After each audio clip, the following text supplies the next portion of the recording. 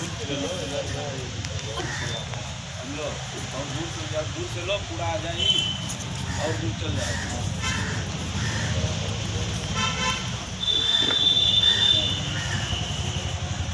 सब पढ़ना जितना बच्चा ले जा रहा है सब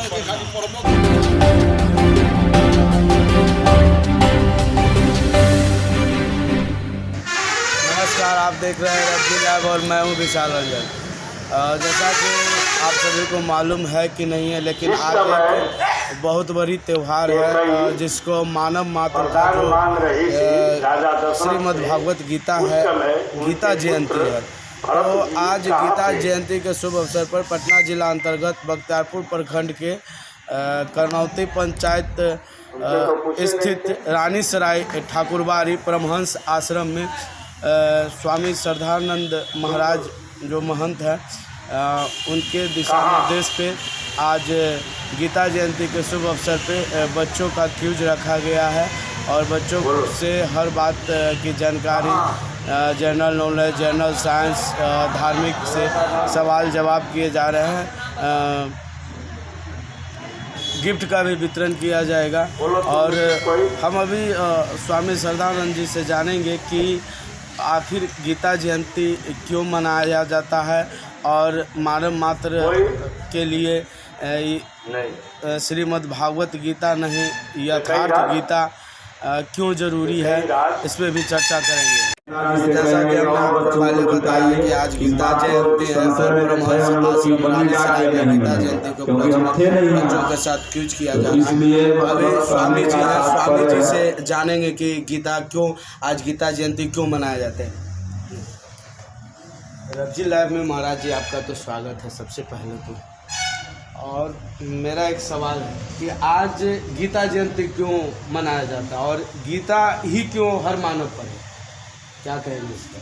देखिए, गीता एक ऐसा धर्म ग्रंथ है जिसको पढ़ने से और सुनने से दोनों से लाभ है और यह भौतिक जगत के साथ साथ हमें आध्यात्मिक प्रोन्नति प्रदान करता है।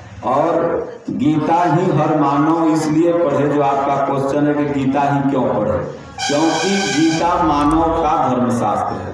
गीता में न हिंदू शब्द आया है, न मुसलमान शब्द आया है, न ईसाई शब्द आया है, बल्कि गीता में मानव शब्द आया है। भगवान ने अर्जुन से कहा, अर्जुन ममय वांसो जीव लोके जीव भूतः सनातन। हे अर्जुन, मैं ही सारे जगत को जन्माया हूँ, प्रकृति रूप में मैं माता हूँ, बीज रूप में मैं पिता हूँ। तो गीता मानव का पक्षधर है। गीता मानव को एक होने की बात बताती है। गीता ही एक ऐसा धर्म ग्रंथ है जो पूरे वर्ल्ड को एक कर सकती है, पूरी संस्कृति को एक कर सकती है, एक थाली में खिला सकती है। और बाकी जितने धर्म ग्रंथ हैं उसमें कुछ न कुछ फूट नीति डाला गया है, लेकिन गीता में एक नीति है। और गीता का ही अनुवाद रामचरितमानस है जो हमारे पूज्य महापुरुष गोस्वामी तुलसीदास जी ने किया है। मानस और गीता हिंदुओं का मुकुट है और हर हिंदू को सबसे पहले पढ़ना चाहिए। और जो भी व्यक्ति किसी भी संप्रदाय का हो, ईसाई हो, इस्लाम हो, अगर वो मानवता में विश्वास करता है तो उसे भी गीता और रामचरितमानस पढ़ना चाहिए।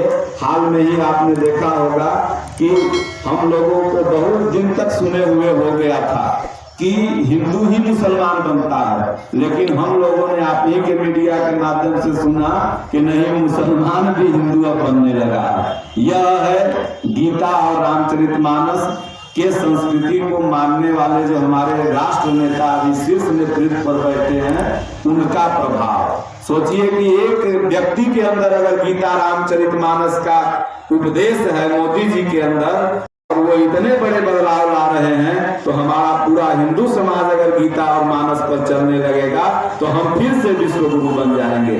फिर से विश्व गुरु कभी हम थे और आज भी फिर हम विश्व गुरु बनेंगे। इसलिए गीता को मानव धर्मशास्त्र होना चाहिए। आपने पहला क्वेश्चन किया कि क्यों मनाते हैं, तो 10 मिनट के अंदर हमने बताया कि गीता आज ही के दिन भगवान श्री कृष्ण ने अपने प्रिय शिष्य अर्जुन को सुनाया था, और जो गीता उन्होंने कुरुक्षेत्र के मैदान में सुनाई थी उसकी यथावत व्याख्या यथार्थ गीता है। और हम अगर यथार्थ गीता पढ़ेंगे तो कुरुक्षेत्र क्या है, अर्जुन क्या है, भगवान कृष्ण कौन थे, यज्ञ क्या है, कर्म क्या है, भक्ति क्या है, ध्यान कैसे करें, नाम कैसे जपें, इन तमाम बातों का उसमें आंसर और उत्तर मिल जाएगा।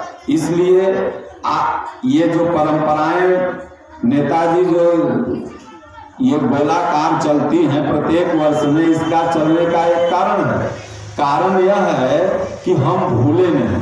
जैसे प्रत्येक 14 दिसंबर को गीता जयंती मनाई जाती है, रामनवमी मनाया जाता है, कृष्ण जन्माष्टमी मनाई जाती है प्रत्येक वर्ष। तो यही हमारे जो नन्हे मुन्ने छोटे छोटे बच्चे हैं, ये हमारी संस्कृति को भूले नहीं। इसलिए हमारे पूर्वजों ने एक नियम बनाया कि मेरे सारे त्योहार प्रत्येक वर्ष आएंगे, मतलब कि जितने भी त्योहार हैं ये प्रत्येक वर्ष इसकी पुनरावृत्ति होगी, क्योंकि इस धर्म संस्थापनार्थाय संभवामि युगे युगे।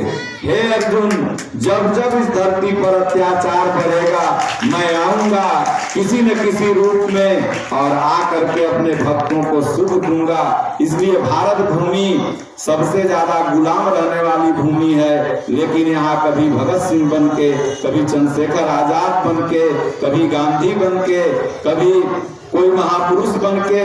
आज देखिए तमाम महापुरुष, सुभाष चंद्र बोस एक महापुरुष थे और उनके गुरु का नाम शायद आप लोग जानते हैं कि नहीं, मैं भी क्वेश्चन कर दूं। सुभाष चंद्र बोस के गुरु का नाम आप लोग बताइए क्या था? सुभाष चंद्र बोस के गुरु का नाम, सुभाष चंद्र बोस के गुरु जी का नाम आप लोगों को नहीं पता, मैं क्वेश्चन किया, मैं उत्तर भी दे देता हूँ। स्वामी विवेकानंद जी, स्वामी विवेकानंद जी जैसे महापुरुष ने एक अपने विचारों से एक ऐसा क्रांतिकारी वीर पैदा किया जो अंग्रेजों की जड़ उखाड़ दिया। अंग्रेज अगर किसी से डरे तो सुभाष चंद्र बोस जी से डरे थे, लेकिन कुछ नीतियों के कारण उनके साथ नाइंसाफी हुई, उसका भी देश याद करता है। तो इसलिए सज्जनों, गीता में भगवान ने कहा कि मैं किसी न किसी रूप में आऊंगा और मैं अपने भक्तों की रक्षा करूंगा।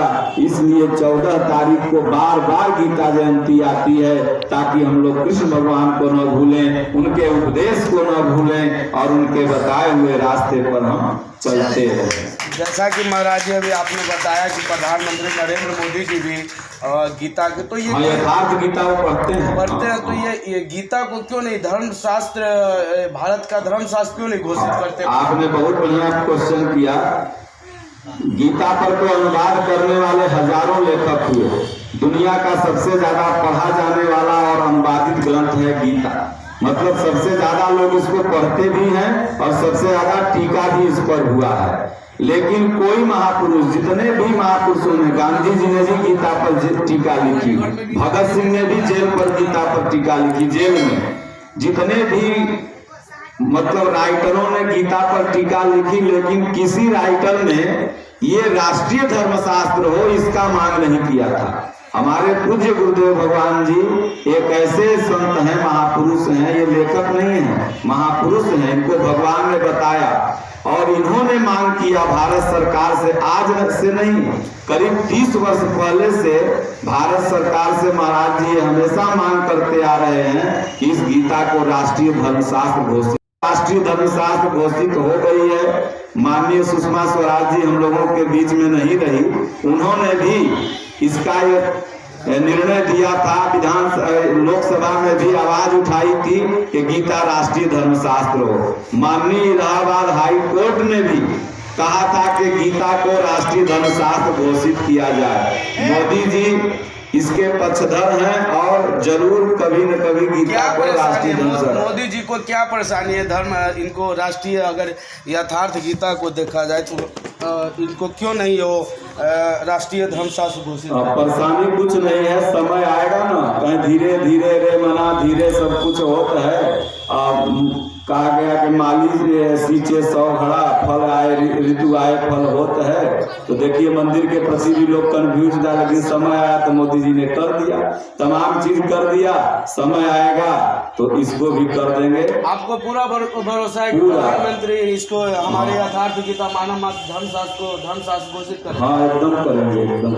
और इसी के साथ नेताजी अब इस गीता जयंती जो मनाई जा रही है, जैसा कि आपने देखा कि समापन स्वामी करिए और शिवानंद बच्चों महाराज को ने पुरस्कार वितरित यथार्थ करिए गीता को और भी उसके बाद धर्मशास्त्र फिर घोषित प्रसाद बांटिए और उसके बाद फिर अपने अपने घर आप लोग रवजी लाइव के साथ विशाल रंजन जय। बिहार से। जय हिंद।